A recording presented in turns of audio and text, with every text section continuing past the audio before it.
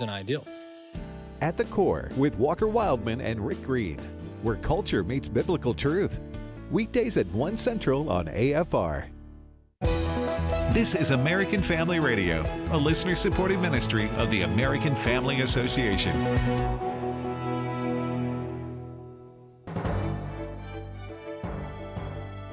For American Family News, I'm Robert Thornton. President Donald Trump claims ships are beginning to make their way through the Strait of Hormuz again. Here's Fox's Lucas Tomlinson. President Trump touting this big number with oil tankers getting through the Strait of Hormuz one day after the Treasury Department issued a waiver allowing Iran to begin selling its oil and doing it in U.S. dollars for the first time in decades. Posting on social media about the overnight success getting these oil tankers through, saying 19 million barrels of oil flowed out of the Hormuz Strait yesterday, an all-time record. Oil prices are tumbling down and the world is a much safer place. Now, before the war, every day about 20 million barrels of oil used to pass through the Strait of Hormuz. Meanwhile, Iran is publicly rejecting more of the Trump administration's claims about the deal they signed and said there's been no agreement on allowing nuclear inspectors into the country. A Democrat congressman is banned from a New York City coffee shop over his support from the pro-Israel lobby. Fox's Eric Shawn reports from Manhattan. On Sunday, New York Democratic Congressman Daniel Goldman showed up here with his 7-year-old daughter. He said for her to use the bathroom. So he bought a cup of coffee to be nice, but the shop later refunded his $9.82, posting, quote, "Do you see how it doesn't taste like genocide juice? We don't serve racists, fascists, homophobes, genocide enablers, or anyone in between. Too bad we didn't recognize you right away, or we would have turned you away. We issued a refund. We don't need your money. It's probably coming from AIPAC anyways." That's a reference to AIPAC, the Washington, D.C. pro-Israel lobbying group that supports Goldman. Major League Baseball Commissioner Rob Manfred said that the San Francisco Giants players will not be disciplined for their actions of writing Bible verses on Pride Night hats. Here's more now from Caleb Castile. MLB Commissioner Rob Manfred said to Republican Missouri Senator Josh Hawley that no fines or disciplinary actions will be placed upon the pitchers who altered or refused to wear the Giants' Pride Night hats. This comes after Hawley sent a letter to the MLB citing concerns about this and a recent incident where a Washington Nationals executive was found to be discriminating against a player of Catholic faith due to his choice to speak out against a Pride Night event in Los Angeles. The MLB publicly warned the players, but Manfred wrote that the players, quote, were neither fined nor disciplined, nor will they ever be. He did, however, defend the league's uniform policy, insisting that it was enforced regardless of the subject of the messaging. Manfred said that the Giants were allowed to use a pride emblem on their uniforms due to the large LGBTQ communities in San Francisco and the team wanting to support their community. Tom Joyce of the New Boston Post says that there is a very simple solution to the problem, and it falls on the teams in the league. Stop trying to push this stuff on the players. A lot of these guys just don't agree with that stuff. Frank Turek spoke on AFR about the incident and spoke on the reason Commissioner Manfred spoke up. Wow, gee, I think I know why. Because the Department of Justice was about to hammer them with a lawsuit, rightfully so. Turek says that the DOJ had referred the matter to the Equal Employment Opportunity Commission, arguing that the MLB's warnings raised concerns of religious discrimination.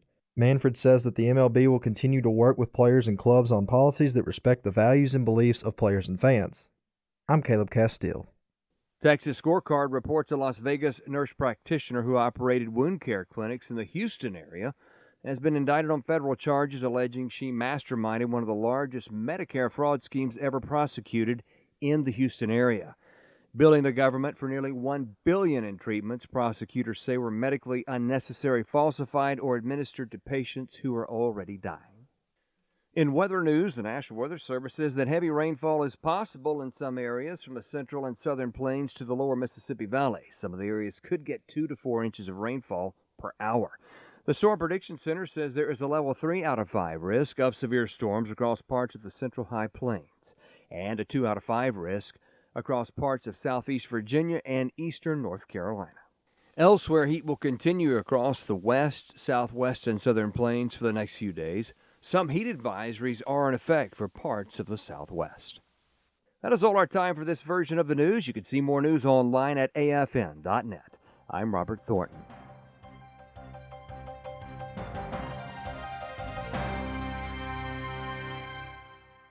Thoughts of the child you were carrying keep pouring over in your mind. A deep, unrelenting sadness overshadows your days, and you wonder if you will ever feel whole again.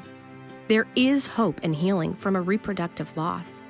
Call the International Helpline, 866-482-LIFE, and talk with someone who has been where you are.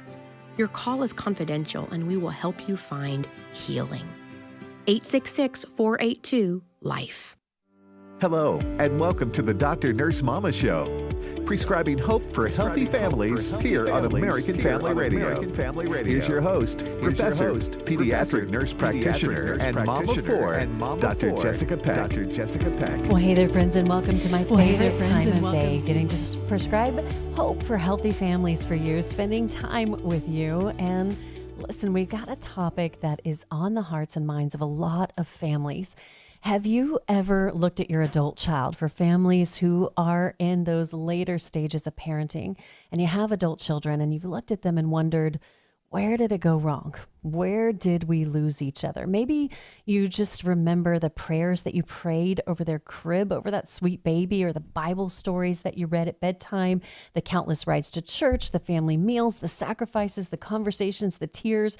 You didn't parent perfectly, but you did your best, and you tried to point them toward Jesus, and you tried to give them a strong foundation, and yet today your relationship feels strained. Maybe they've walked away from their faith. Maybe they've embraced values that conflict with everything you taught them. Maybe every conversation feels like you're navigating a minefield.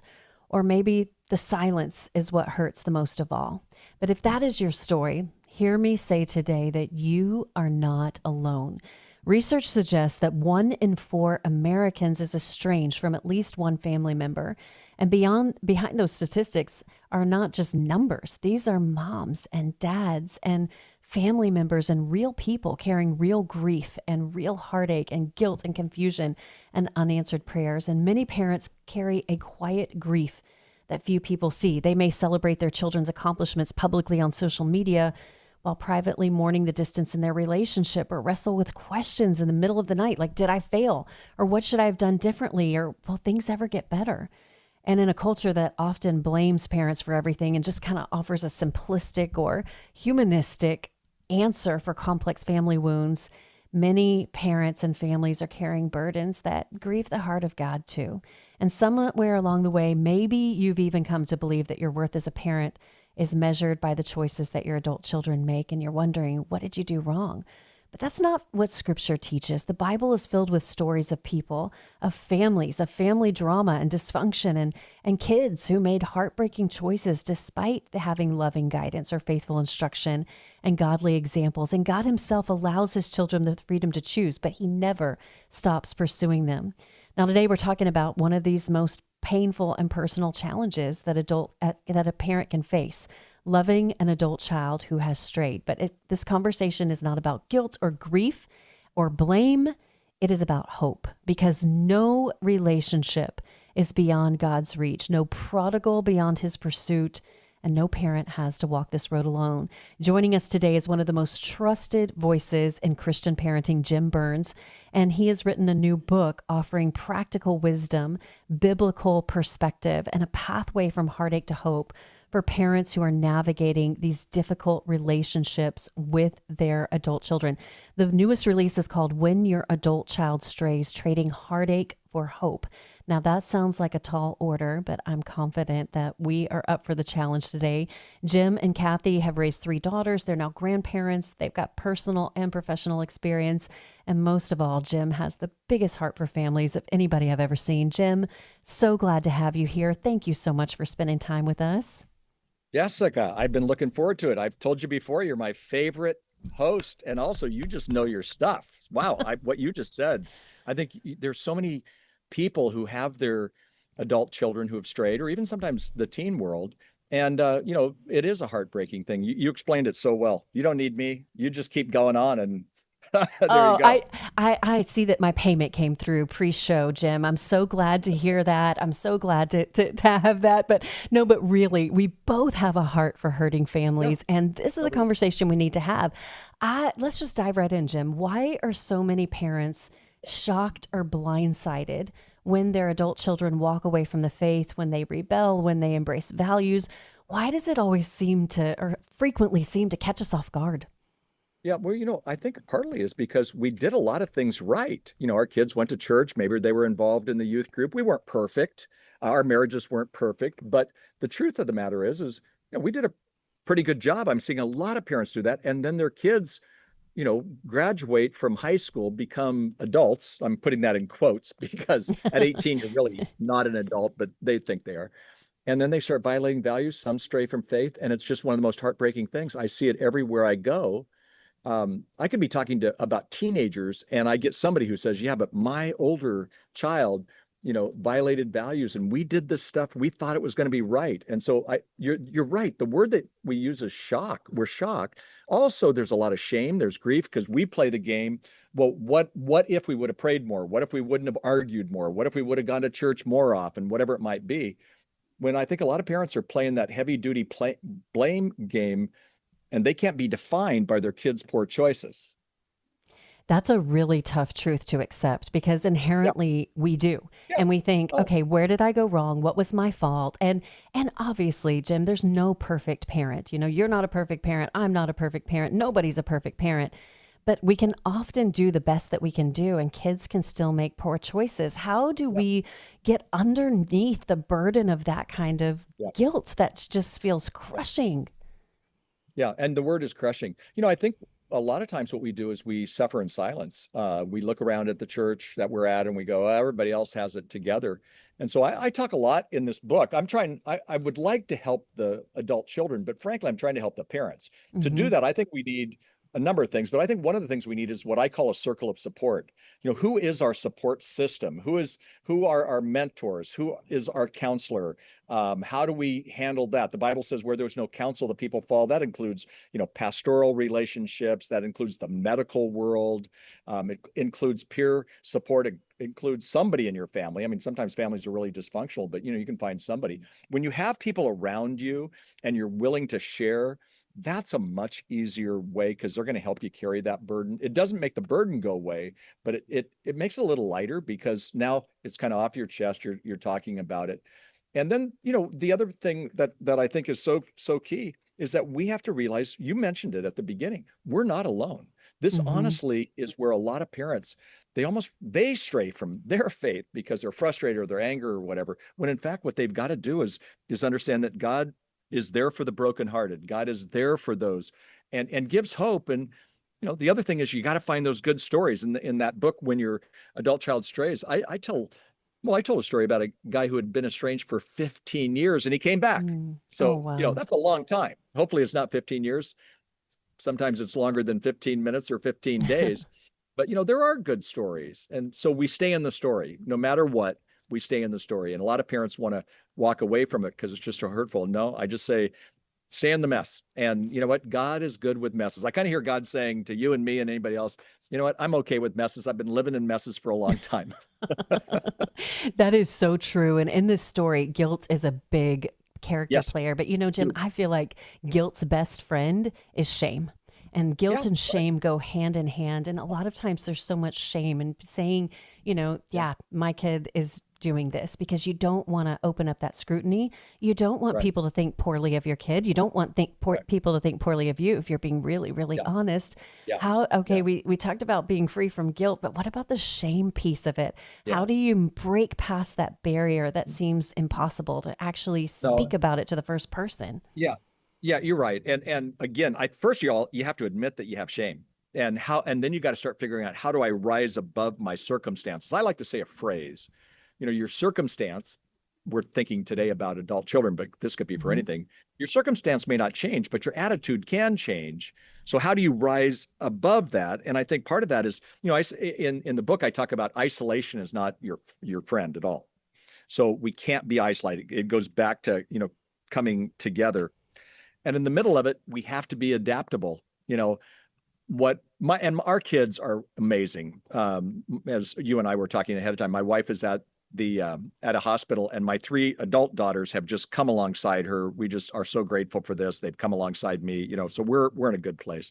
But what we've had to say is, there's a little phrase I like to use: does it really matter? And I'll tell you, when they were in high school, there were some things that mattered that right now kind of doesn't matter. And I happen to have, like I said, I'm very blessed. Our kids took bumps in college and whatnot, but they've kind of come back. But so many of our friends, sometimes they're so focused in being one topic parents about a really, crummy thing that their kid is doing, but they've got to expand it. And I talk a lot in the book about what I call kind of reframing your mindset.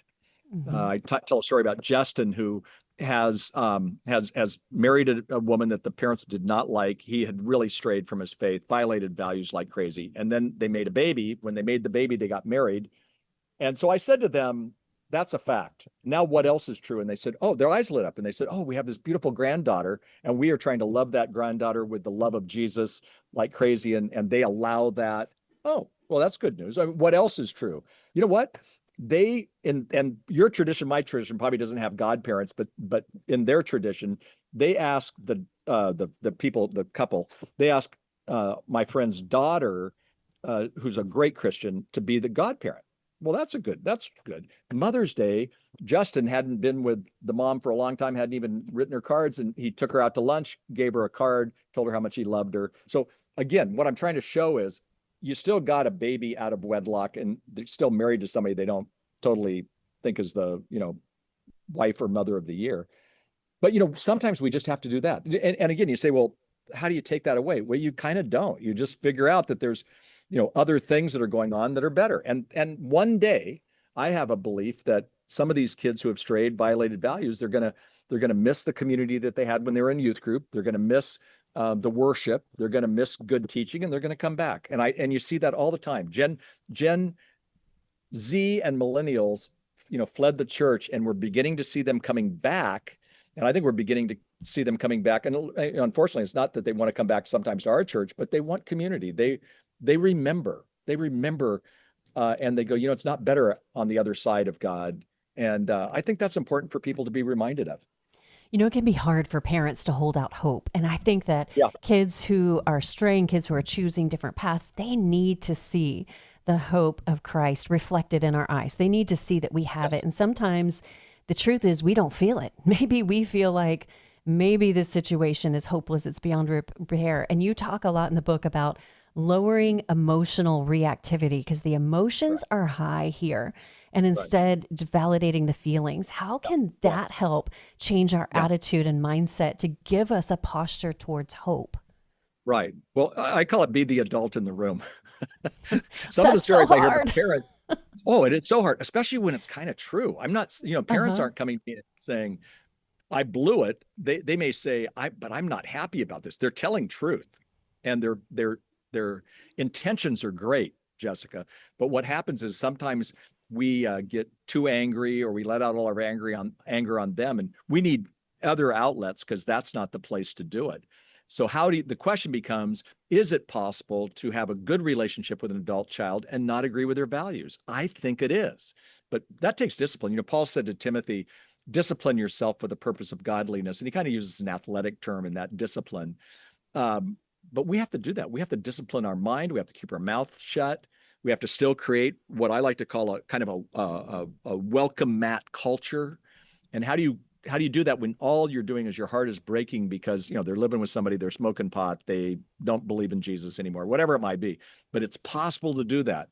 And parents can. It's a matter of, again, having that discipline and desire to, look at it from a different angle. And, I never dreamed I was going to write a book on when your adult child strays. But when I wrote and I talked to you about the book, Doing Life with Your Adult Children, I didn't know I was going to spend the rest of my life every day. I saw 3 emails today that came in through our Homeward website, saying my kids have violated values and whatnot. So I feel their pain, and I'd like to take away their pain, but I think there's things we can do in the middle of it. Somebody just told me recently, and I remember saying this to them, I was talking about how the Psalms have both, praise and lament. And I said, read 5 Psalms a day. This isn't really the prescription that everybody should probably do, but she goes, you have no idea she goes, I've done that for 3 months now. I've read through Psalms 3 times because it's 150, Psalms. That's right. And she goes, it hasn't taken away my kids' poor choices, but what it has done is given me a better perspective. And I love that. I love that too, Jim. I'm actually reading through the Psalms this summer myself. I'm calling it a summer in the Psalter. And I took that from a preacher that we had a while ago. But when we come back, Jim, so much more to talk about. I want to talk about how do we cope with this. I want to go back to that anger piece too, because that is a really big part of this journey that can impact our physical, emotional, and relational health. We'll have so much more with parenting expert Jim Burns on the other side of this break.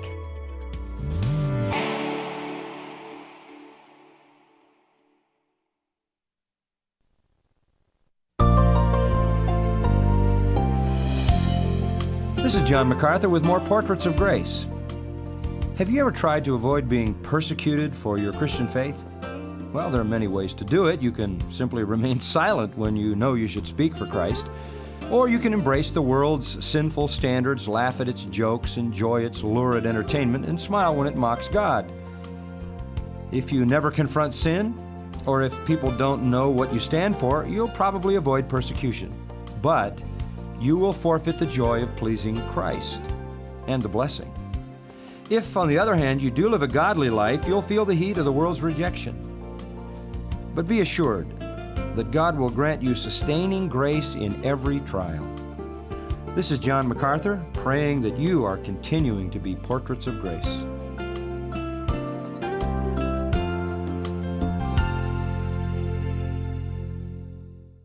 Hi, I'm Doug Chamberlain, host of Family Health Checkup. For over 30 years, Samaritan members have come together to share medical costs and lift each other up in prayer. Now, I'm excited to tell you about Redeem Health Share Ministry, Samaritan's next generation of healthcare sharing.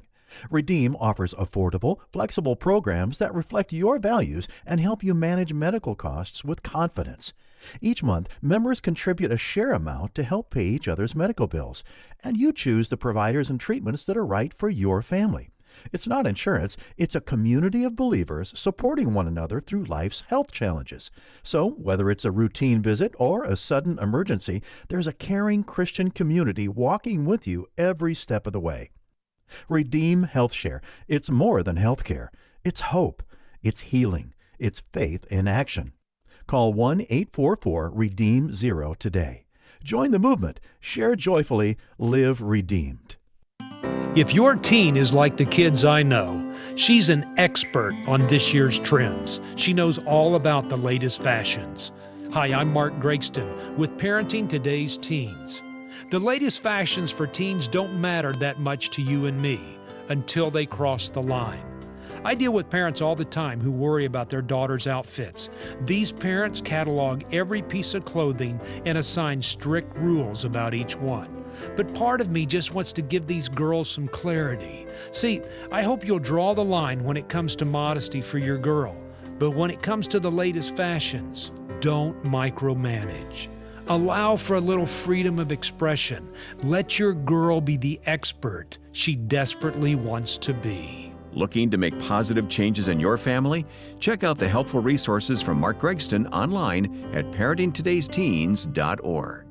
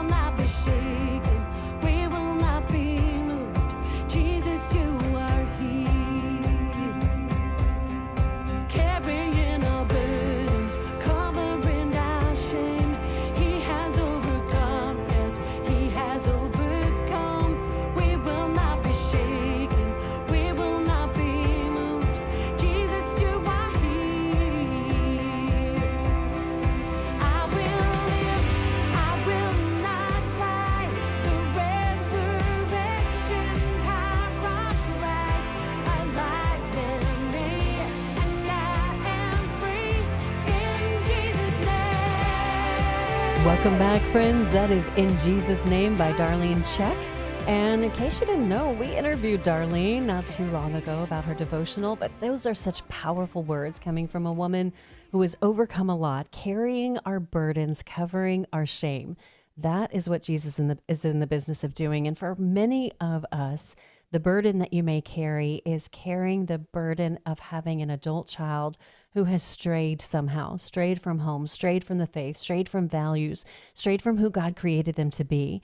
And today we're talking to parenting expert Jim Burns, who has written a book about this, When Your Adult Child Strays, Trading Heartache for Hope. And it can feel really hard to have hope in a situation that feels very hopeless. And one of the most freeing truths that Jim has taught us is that for parents to realize that love and control are not the same thing. We cannot control another person's choices, but we can choose how we respond. And Jim, you and I were just talking during the break a little bit how I see anger playing into this a lot.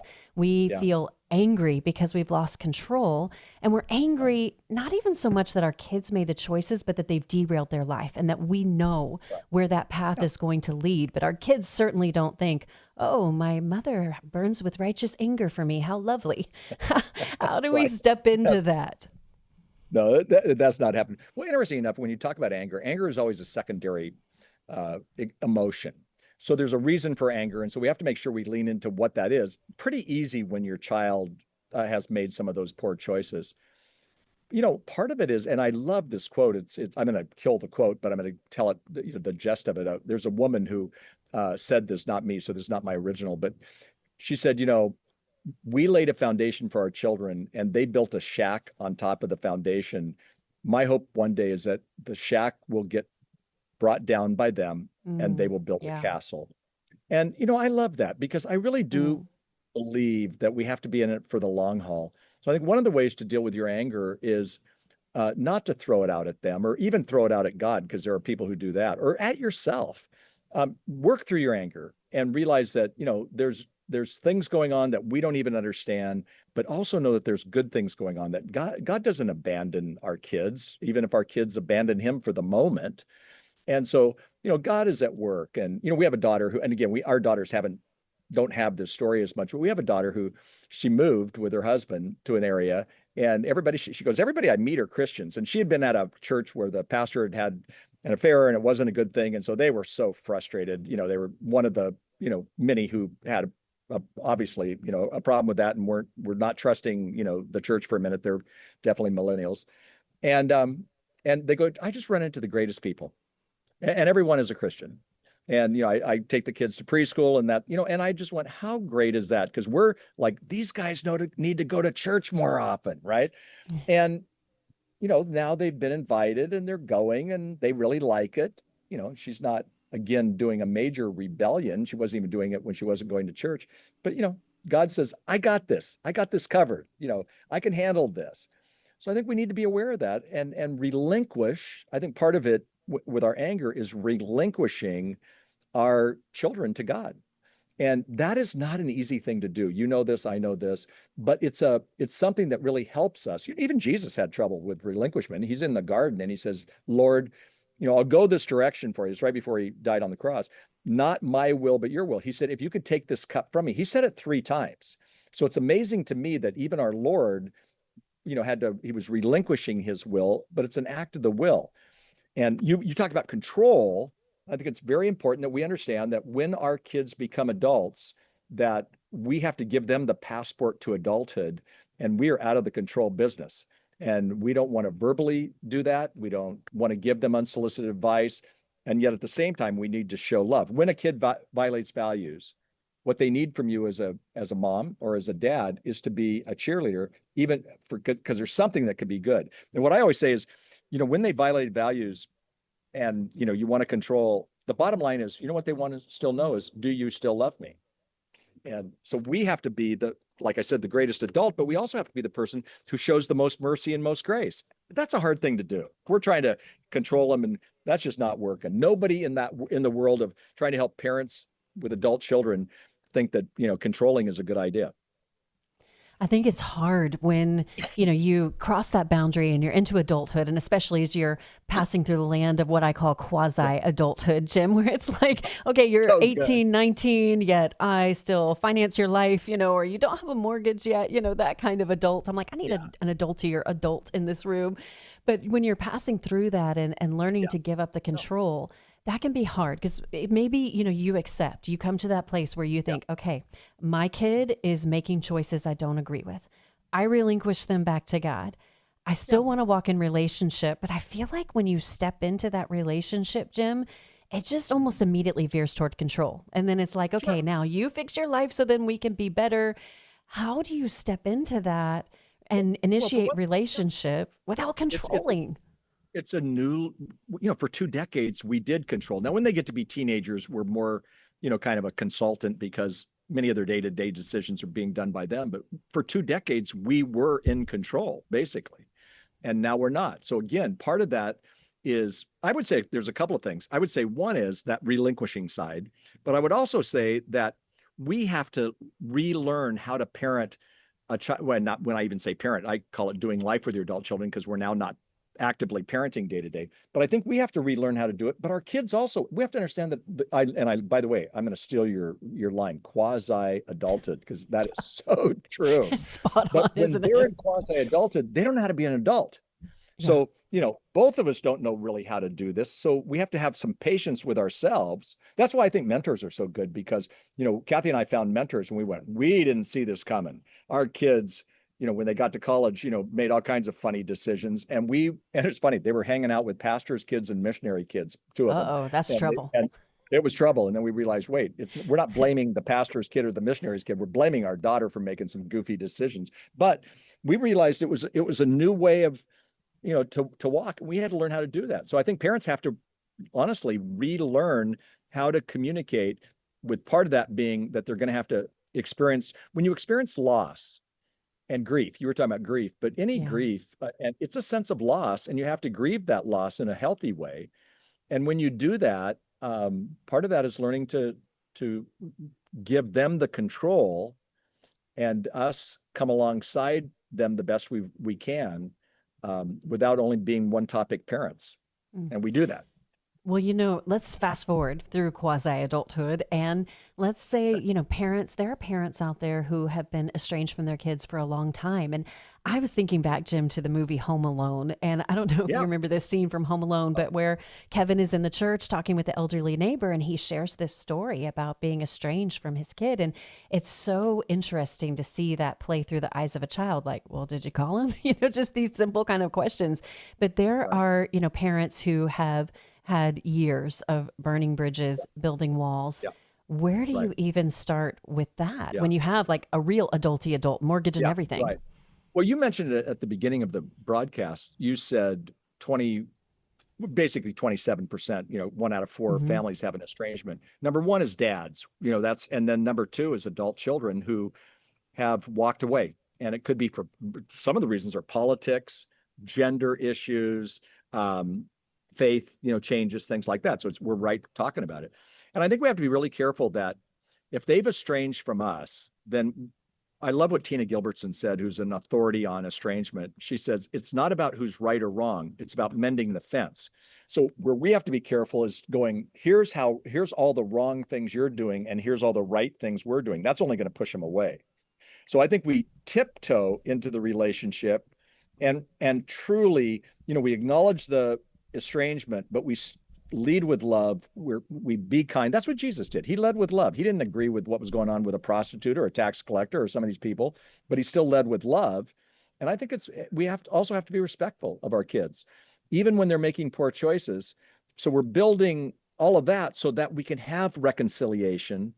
And so I think you tiptoe into it, but I don't think we bring up the issue over and over again. I don't think we should be defensive, even when they're, blasting us for something, and vent frustration at them and take on all the blame. I think those are the things that we have to be really careful with.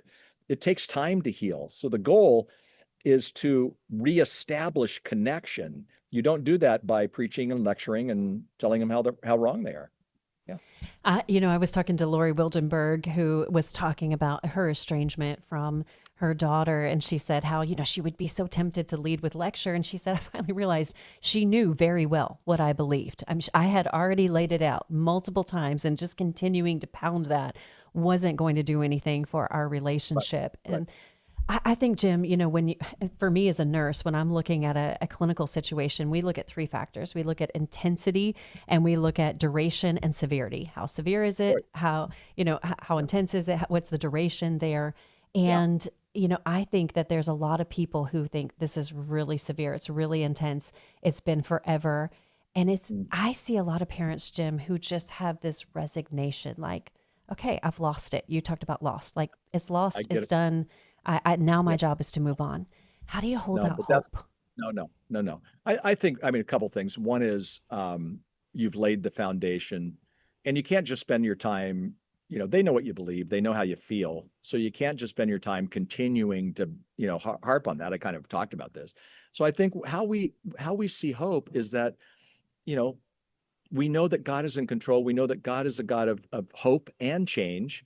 And we know that, time sometimes heals. And as much as we don't want our kids to have a story, sometimes they have to go through, some broken relationships, and they have to go through some of this pain to get to where they need to be. I have a friend who gave his daughter, who was, and this, by the way, maybe the greatest two parents that I've ever known.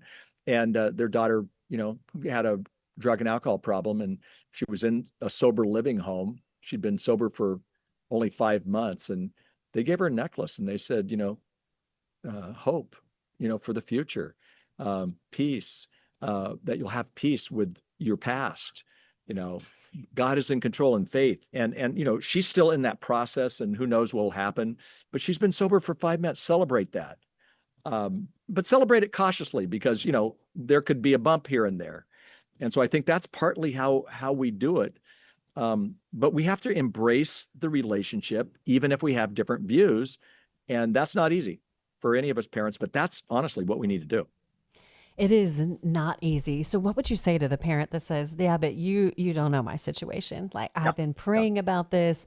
Like, this situation is beyond hope. What would you say to that parent? No, I would say, I don't know your situation because I've not experienced it myself. However, I do know situations that would be similar to yours, and I've seen neat things. I tell a story about a guy named Eric. His parents were pastors. His dad was a pastor. His mom, very active, of course, in the church. And Eric had been estranged for 15 years. And one day he came back into the church after literally there was estrangement, up and downs in his life and whatnot. He stood at the back of the church. It was during worship time. He waited for the worship to get done. He walked to the second row where his mom was sitting, where she always sat. Dad was in the pulpit. And he held her hand, and he said, "Mom, I'm back." And I was talking to her, and she said, "I cried the entire service." Finally, he said in the middle of the sermon, he goes, "Mom, you got to calm down. Okay. I'm back. So things are okay." I loved it. He said she cried for 3 days after that. And he came back. He came back a little broken. Celebrate Recovery helped him. Some other things helped him. He wasn't he came back with a smoking habit, and, he didn't obviously do that in high school and whatnot. And some brokenness, but I hear these stories. I hear the stories of hope every day.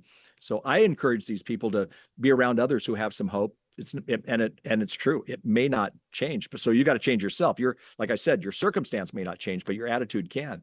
You can have a very vibrant life, and you can't do a whole lot about it. Now, there's things you can if they go into deconstruction. You keep welcoming them. You keep showing them love. But frankly, no easy answers here, but I never want to take your eye. The Bible talks about fixing your eyes on Jesus. Mm-hmm. And I say, this is the time to fix your eyes on Jesus, because he is the hope. It's not that their kids are going to make a good or a bad decision. That's going to go with the wind. Yeah. Fix your eyes on Jesus, the author and perfecter of our faith, who for the joy set before him endured the cross, despising its shame, and now sits at the right hand of God.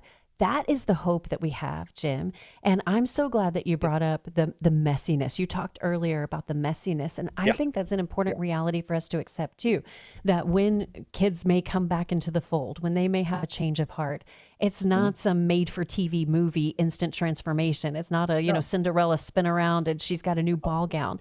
Like you have to choose your battles. You can't fix everything at once. And if you look at it and you see, okay, incrementally, like this is the thing that's changed, like celebrating those small victories, giving up the control that, okay, I'm not the author of their story. God is the author of their adult story, and having hope in that That's where we're going. Well, Jim, I got a lot more to talk to you about. We're already up at our second break.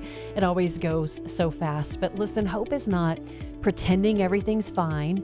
It is trusting that God is still at work, that he who started a good work will be faithful to complete it, even when we can't see it. I think of the song Waymaker. Even when I can't see it, you're working. Even when I can't feel it, you're working. You never stop working. And parents may still be working to control the choices of their adult children unsuccessfully, but you can successfully choose grace and wisdom and prayer and healing and healthy boundaries and steadfast love.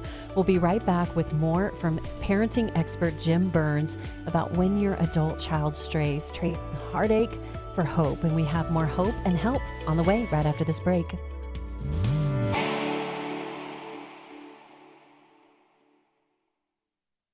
As we watch world events unfold and fulfill Scripture, it's hard to believe anyone could doubt God and His Word are real, and yet there are so many who either question or completely refuse to believe it. The God Who Speaks is a 90-minute documentary that hits the doubt head-on with evidence that proves God is real and His Word is the ultimate authority. Watch it anytime and invite others to watch with you. Just visit stream.afa.net. That's stream.afa.net. The American Family Association's mission is to inform, equip, and activate individuals to strengthen the moral foundations of our culture. Our goal is to be a leading organization in biblical worldview training for cultural transformation. We stand on the biblical truth that all human beings, including the unborn, are created in the image of God and are endowed by Him with the right to life, liberty, and the pursuit of happiness. Thank you for standing with the American Family Association. The following is a real-life story from Trinity Debt Management. When I was feeling the stress of too much credit card debt, I looked at two different options: debt settlement and debt management. They may sound the same, but guess what? They're not. Debt settlement seemed like a quick fix, but I found out it would destroy my credit, create tax headaches, and hit me with huge fees. They actually told me to stop paying my bills. No way, not me. Then I turned to a debt management plan developed by the team at Trinity. They worked with my creditors, lowered my payments, reduced my interest, saved me thousands, and paid off my debt. And Trinity is a Christian company, which is important to me. If credit card debt has you down, call Trinity at 1-800-788-1813. My name is Heather. Please forget debt settlement and remember Trinity Debt Management. 1-800-788-1813. I was like, oh wow, this is real. When this young mom came into a preborn network clinic, she was confused with nowhere to turn. After meeting with the counselors and seeing her baby on ultrasound, she chose life. If I hadn't saw the ultrasound, it would have been a totally different picture. And I think about this when I look at my daughter, I start tearing up. She would never be here. Preborn is there for moms in crisis, offering love, support, and free ultrasounds. When a young mother in crisis meets her baby on ultrasound, life becomes very real, and her baby's chance at life doubles. To learn more about Preborn's life-saving work, call pound 250 and say the keyword baby. That's pound 250 baby. Or visit preborn.com/AFR. That's preborn.com/AFR. All gifts are tax deductible. Your love can save a life.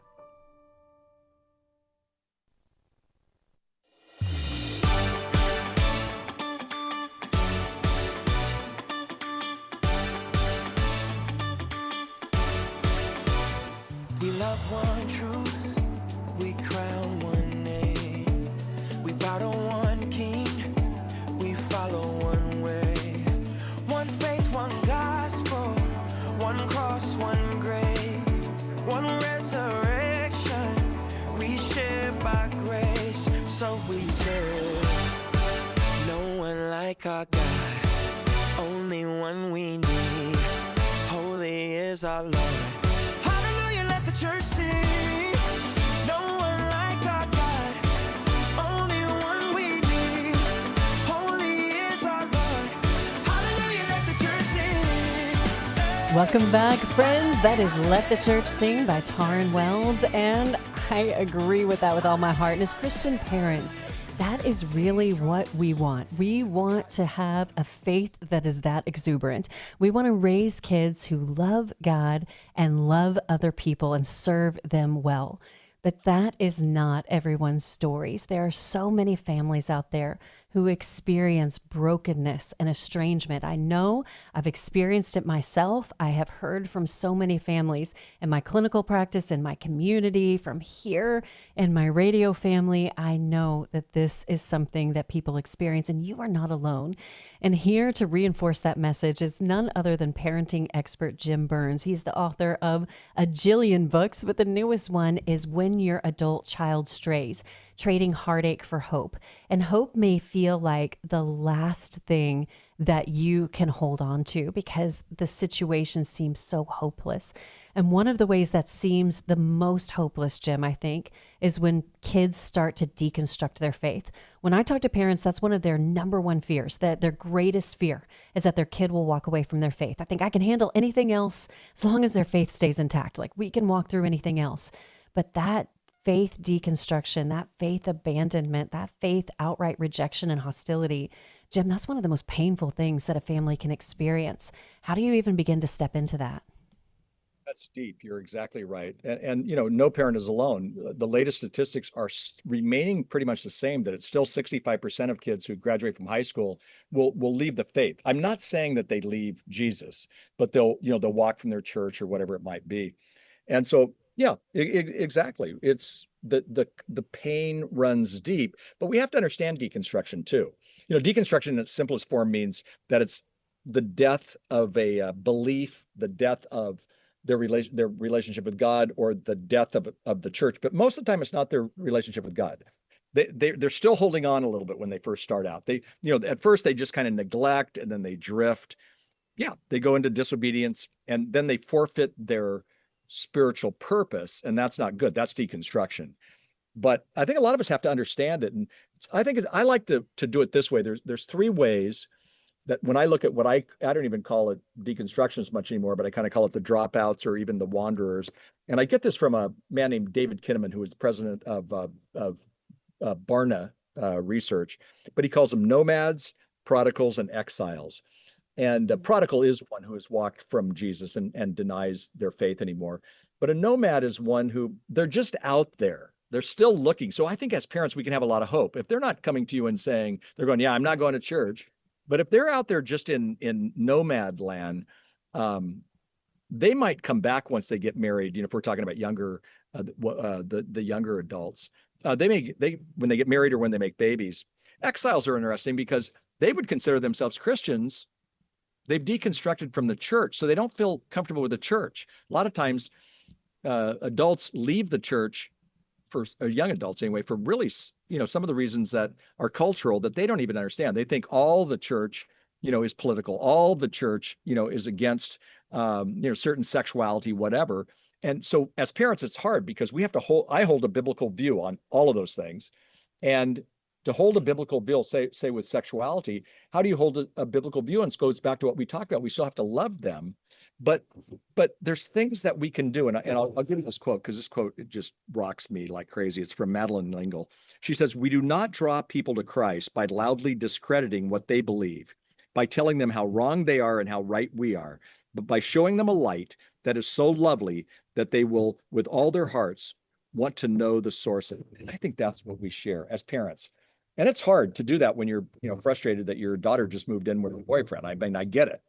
But to me, we have to understand, where is our kid?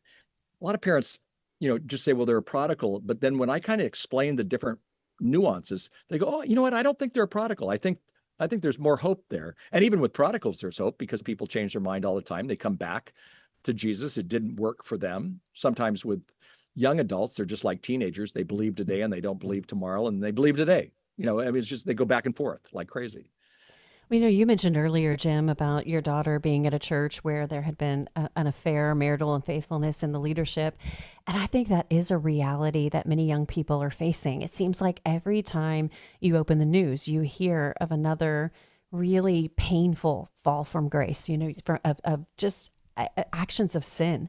And that can be really hard. And how do we as parents help to raise the eyes of our children, not to put their hope in a person, in an institution, but only the perfect person of Jesus Christ? And I know it's been encouraging to me to look back and read through the Bible, because if you read through the whole New Testament, it's all problematic churches. Like, that's pretty much the theme throughout the whole New Testament. Like, we're not doing it perfectly, and yet the church has endured.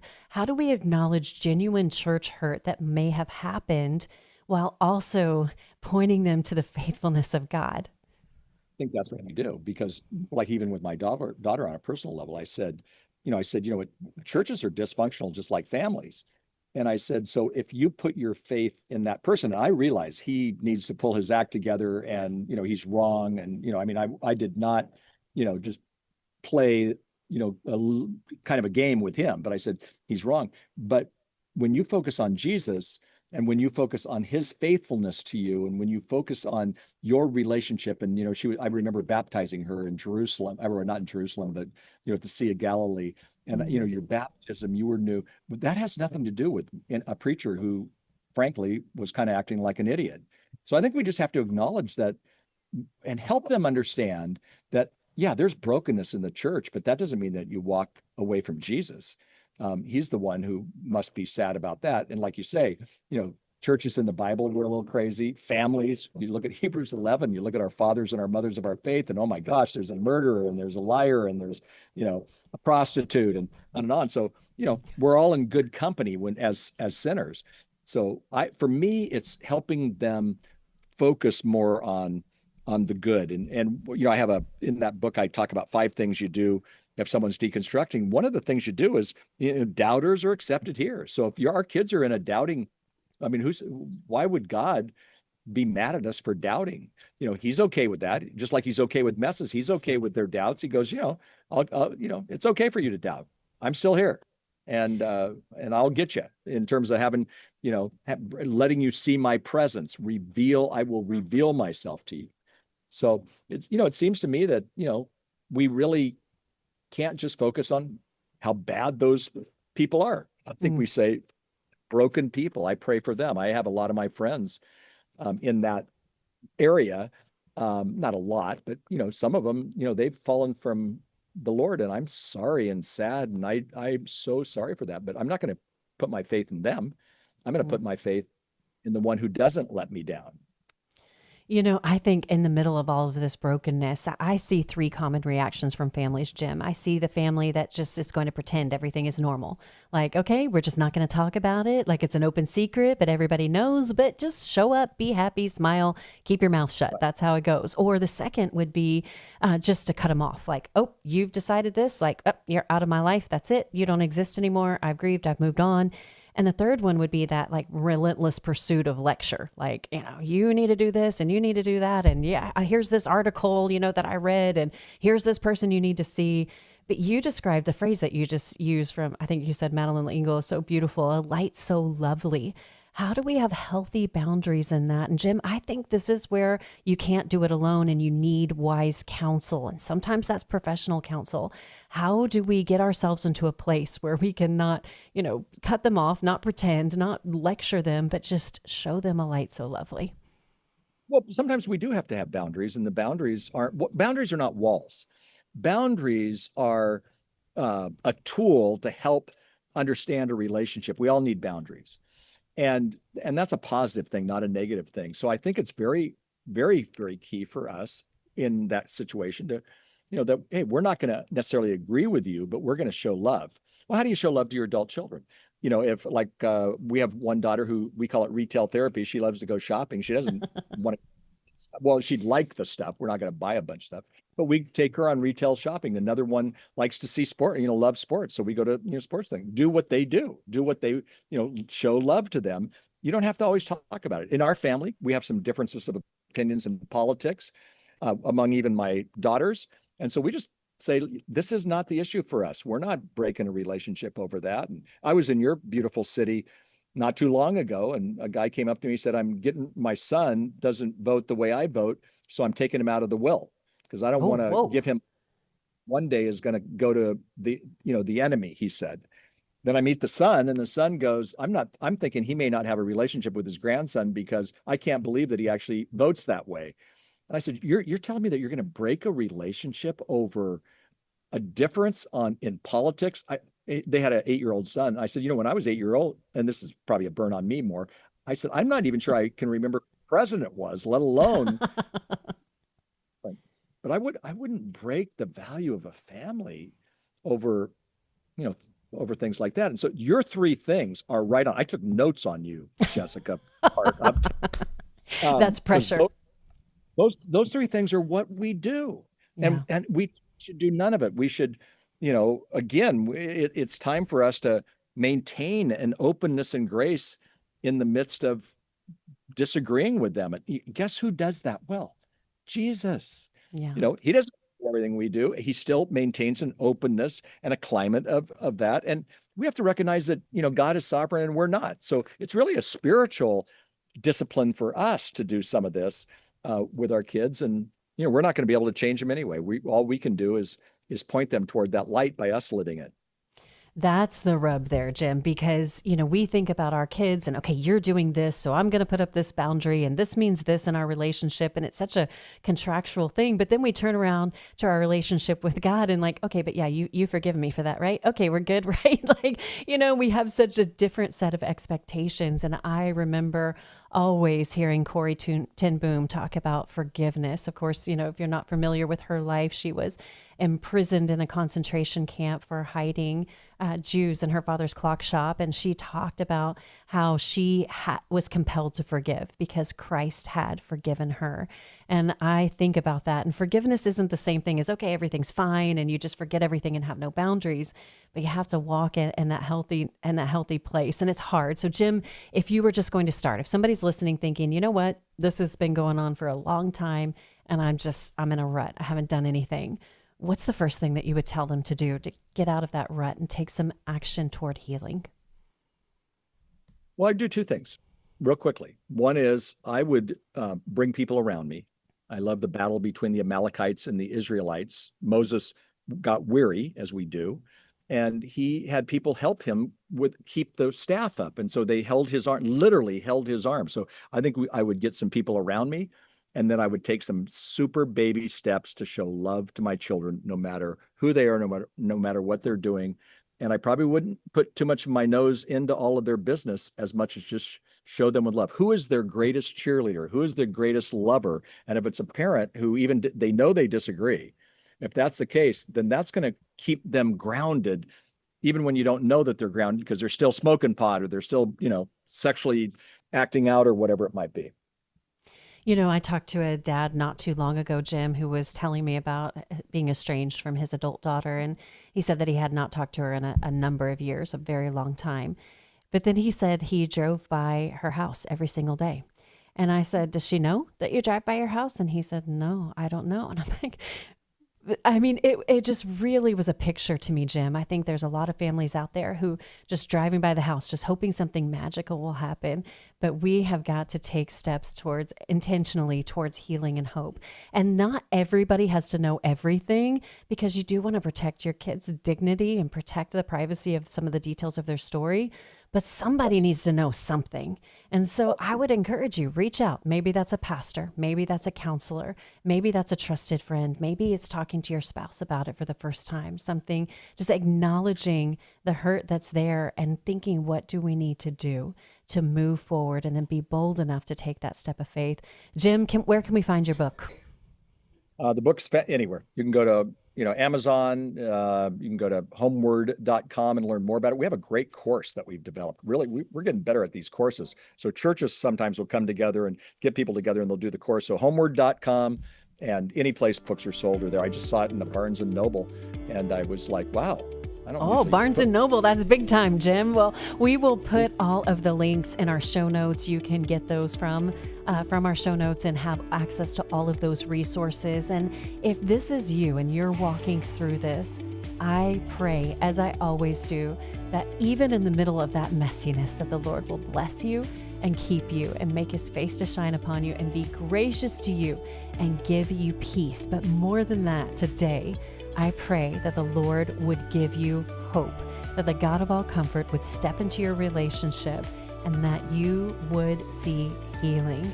Thanks so much for joining us. We'll see you right back here tomorrow. Have a great day.